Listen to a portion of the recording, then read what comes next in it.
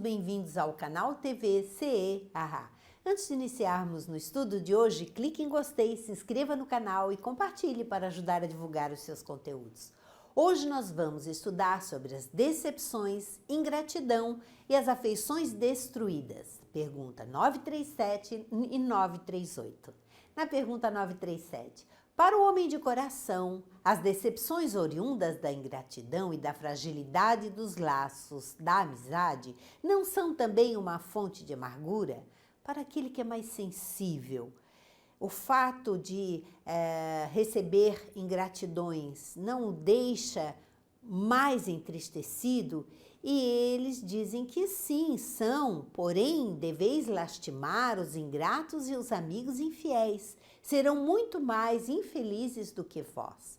Esses que nos ferem, que nos machucam, serão muito mais infelizes, terão um caminho muito maior a ser percorrido.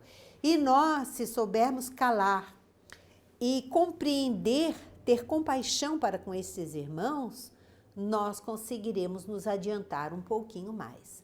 A ingratidão é filha do egoísmo e o egoísta topará mais tarde com corações insensíveis como o seu próprio o foi. Aquele que é egoísta, aquele que é ingrato, aquele que só pensa em si e que não sabe reconhecer e que não sabe ser agradecido ao que o beneficia, esse mais tarde terá que lidar com pessoas também egoístas e passar por situações semelhantes. Lembrai-vos de todos os que fizeram mais bem do que vós.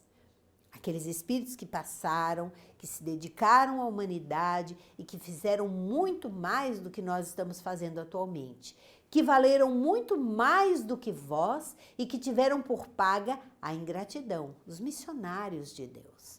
Lembrai-vos de que o próprio Jesus foi, quando no mundo, injuriado e menosprezado, tratado de velhaco e impostor, e não vos admireis de que o mesmo vos suceda. Tem uma passagem de Jesus na Samaria, no livro Boa Nova, que relata, ele vai pregar aos samaritanos, primeiro ele prega a mulher samaritana, depois prega aos samaritanos. Os apóstolos ficam muito felizes porque ele converteu os samaritanos, que tinham uma rixa antiga com os judeus, e Jesus manda que eles fiquem quietinhos, só ouvindo, só observando o que eles estão falando. E eles falaram muito mal, com muita maledicência de Jesus, não acreditando que ele fosse o Messias, que conhecendo seu pai e sua mãe, dizendo que ele havia sido escorraçado pela família, falando um monte de injúrias em relação a Jesus. Então Jesus, mais do que todo mundo, além de ter sido o exemplo do amor, foi o exemplo daquele que soube passar por todas essas injúrias, por toda essa ingratidão, sem revidar. E eles continuam: seja o bem que houverdes feito a vossa recompensa na terra, e não atenteis no que dizem os que receberam os vossos benefícios. A ingratidão é uma prova para a vossa perseverança na prática do bem. Ser-vos-á levada em conta, e os que vos forem ingratos serão tanto mais punidos quanto maior lhes tenha sido a ingratidão. Para aquele que está sofrendo a ingratidão, está passando por uma prova. E por que passar por uma prova? Porque precisamos ser testados, porque precisamos saber se já aprendemos a lição da compreensão, porque também é caridade saber compreender, saber silenciar diante de uma ingratidão e principalmente não nos deixarmos arrastar pela mágoa, porque a mágoa ela vai nos ferir, a mágoa vai nos contaminar e vai fazer das nossas vidas uma vida infeliz. Na pergunta 938, as decepções oriundas da ingratidão não serão de molde a endurecer o coração e a fechá-lo à sensibilidade? Então, a ingratidão, ela não causa o egoísmo, não causa esse endurecimento? E eles dizem que seria um erro, porquanto o homem de coração, como dizem, se sente sempre feliz pelo bem que faz, independente de como o outro receba. Ele é feliz porque ele fez o bem. Assim somos todos nós quando fazemos alguma ação. Se ela é boa, nos enchemos de alegria. Se ela é má, qualquer coisa que seja, nós acabamos passando mal, nos sentindo mal por causa das coisas que fizemos. Sabe que se esse bem for esquecido nessa vida, será lembrado em outra, e que o ingrato se envergonhará e terá remorsos da sua ingratidão, porque aquele que é bom de coração sabe que tudo aquilo que ele fizer de bom será revertido mais tarde em benefícios para si próprio. E na pergunta 938A, mas tal raciocínio não impede que se lhe ulcere o coração. As pessoas ficam sensíveis, ficam magoadas. Ora, daí não poderá nascer-lhe a ideia de que seria mais feliz se fosse menos sensível, mais egoísta? E eles respondem que pode, se preferir a felicidade do egoísta.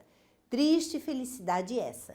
Saiba, pois, que os amigos ingratos que o abandonam não são dignos de sua amizade e que se enganou a respeito deles. Precisamos também ficar espertos em relação àqueles que estão à nossa volta. Quem está fazendo o que para nós, saber aonde estamos pisando, sem nos fecharmos, sem nos tornarmos egoístas, compreendendo a dificuldade do outro, mas sabemos aonde estamos pisando, para não sermos inocentes. Assim sendo, não há de que se lamentar o tê-los perdido. Mais tarde achará outros que saberão compreendê-lo melhor. São aquelas amizades que acabam indo embora. Lastimais os que usam para convosco de um procedimento que não tenhais merecido, pois bem triste se lhes apresentará o reverso da medalha.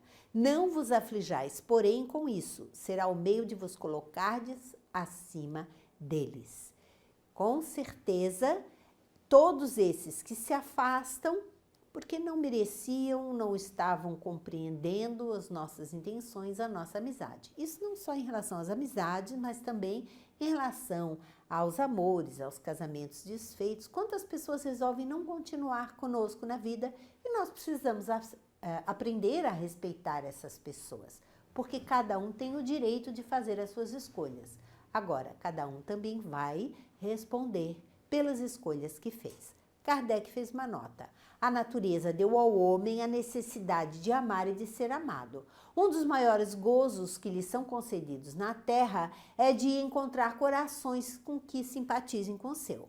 Nas alegrias que esses encontros proporcionam, tem o homem as primícias da felicidade que o aguarda no mundo dos espíritos perfeitos, onde tudo é amor e benignidade. Desse gozo está excluído o egoísta. Aqueles que se encontram e que conseguem ter uma boa amizade, um amor verdadeiro, essas pessoas já fizeram por merecerem outras vidas. E agora tem uma situação melhor em relação àqueles que estão à sua volta. E com certeza esse amor vai continuar no plano espiritual. Então, todas as vezes que nós soubermos compreender, tolerar os nossos irmãos, que são ingratos para conosco, que não nos amam, que não percebem aquilo de bom que fazemos por eles, precisamos aprender a compreendê-los, a ter compaixão para com estes irmãos, porque um dia eles também compreenderão. Mas, acima de tudo, nós estaremos desenvolvendo habilidades em nós que vão nos permitir passar por esta vida sem mágoas, nos trabalhando, melhorando a nossa condição interna para que, quando desencarnemos, tenhamos condições de habitar lugares melhores, com amizades verdadeiras, com pessoas boas que estejam compatíveis com o nosso nível evolutivo. Que nós tenhamos condições de estar num local melhor, entre pessoas melhores. Isto é um merecimento. Na Revista Espírita de fevereiro de 1862, com o título Esquecimento das Injúrias, nós vamos encontrar em determinado trecho da mensagem a seguinte orientação. Diariamente os homens imploram a Deus o perdão, que desce sobre eles como benéfico orvalho, mas seus corações esquecem essa palavra sem cessar, repetida na prece. Nós esquecemos quando fazemos o Pai Nosso que nós vivemos implorando por perdão todos os dias. Em verdade vos digo, o fel interno corrompe a alma. É a pedra enorme que a fixa ao solo e retarda a sua elevação. Aquele amargor, aquela mágoa. Quando fordes censurados, entrai em vós mesmos. Examinai o vosso pecado interior, aquele que o mundo ignora. Todas aquelas mazelas, todos aqueles defeitos que nós trazemos dentro de nós. Medi a sua profundidade e curai a vossa vaidade, pelo conhecimento da vossa miséria, o autoconhecimento. Essa é uma mensagem de Lázaro, que nos orienta a buscarmos as dificuldades que trazemos dentro de nós para trabalhá-las. Se mais grave a ofensa atingir o coração, lamentai o infeliz que a cometeu, como lamentarias o ferido, cuja chaga aberta verte sangue. A compaixão é devida àquele que aniquila seu ser futuro. A ingratidão, ela faz com que cada um de nós se trabalhe, a oportunidade para nos trabalharmos, para compreender o outro que não vai mudar porque nós nos magoamos, mas para trabalhar tudo aquilo que trazemos dentro de nós, nossas mágoas, nossos orgulhos feridos, vaidades e todos os sentimentos que atrasam a nossa caminhada espiritual.